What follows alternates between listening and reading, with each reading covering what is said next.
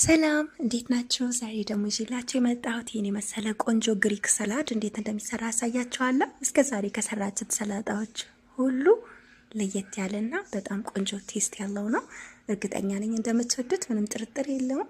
እና ይሄን የመሰለ ቆንጆ ሰላጣ ወይም የቺዝ ሰላድ እንዴት እንደሰራ አሳያችኋለሁ። ወደ አሰራሩ ስንሄድ እዚህ ጋር እንደምትመለከቱት የአሜሪካን ሰላጣ ያስፈልገናል። እሱን ከሌላችሁ በሀገራችን ሰላጣ ማዘጋጀት ትችላላችሁ። ከዛን እንግዲህ እሱን አጥበን በመካከለኛ ከከተፈን በኋላ እዚህ ጋር ሰፋ ያለ ሳህን እናዘጋጃለን። እዚህ ጋር እንደምትመለከቱት በዚህ ሳይዝ እንከትፋለን ማለት ነው። በደንብ አጽድታችሁ ማጠብ ይኖርባችኋል። ከዛን ግማሽ ቀይ ሽንኩርት እንከትፋለን እንጨምራለን። እንዲሁም ቲማቲም አንድ እንጨምራለን። እዚህ ጋር ደግሞ እንግዲህ እንደምትመለከቱት ኩካምበር ወይም ኪያር ግማሹን የተጠቀምኩት፣ የወይራ ፍሬ ጥቁሩን እንጨምራለን። ጥቁሩን ከሌላችሁ አረንጓዴው መጠቀም ትችላላችሁ። ከዛን እንግዲህ እንደምትመለከቱት ዛሬ የምጠቀመው ይሄንን ቺስ ነው። ይሄንን ቺስ ከሌላችሁ የፈታ ቺስ መጠቀም ትችላላችሁ። ይሄን ካላችሁ ግን አሪፍ ነው ለሰላጣ ማለት ነው።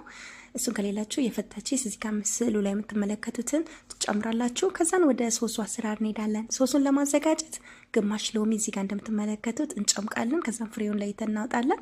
ኦሪጋኖ ግማሽ የሻይ ማንኪያ ኦሪጋኖ፣ ግማሽ የሻይ ማንኪያ ጨው፣ እንዲሁም ደግሞ ግማሽ የሻይ ማንኪያ ቆንጆ በርበሬ፣ እንዲሁም 2 የሾርባ ማንኪያ ኦሊቭ ኦይል ወይም የወይራ ዘይት እንጨምራለን። ከዛን ውህዱን በዚህ መልኩ በደንብ አድርገን እናዋህዳለን ማለት ነው። ከዛን በደንብ አድርገን ቆንጆ አድርገን እንደዚህ ካዋህድን በኋላ ያዘጋጀነው ሰላጣ ላይ እንጨምራለን ማለት ነው። ከዛ ልክ እንደዚህ እንደምታዩት በዚህ መልኩ ከላይ እናፈሳለን። ከዛን በ2 ማንኪያ እንደዚህ እናዋህዳለን። በነገራችን ላይ ትንሽ ቅድም ሳዘጋጅ አይታችሁ ከሆነ ሳህኑ ትንሽ ነበረ።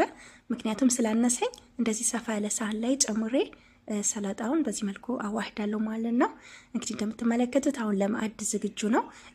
ማወቅ ያለባችሁ ይህን ሰላጣ ሶሱ የምትጨምሩት ልክ ማዕድ ላይ ልታቀርቡ ስትሉ ነው መሆን ያለበት ማለት ነው። እንግዲህ በስተመጨረሻ እዚህ ጋር እንደምትመለከቱት ይህን ይመስላል። እጅግ በጣም ነው የሚጣፍጠው። በነገራችን ላይ ቲማቲሙ ደግሞ ሚኒ ቲማቲም ካላችሁ ትንሿ ማለት ነው እሱ ቢሆን ይመረጣል። እሱን ስለጨረስኩኝ እኔ ትልቁን ቲማቲም አንዱን ነው ከትፌ የጨመርኩት ማለት ነው።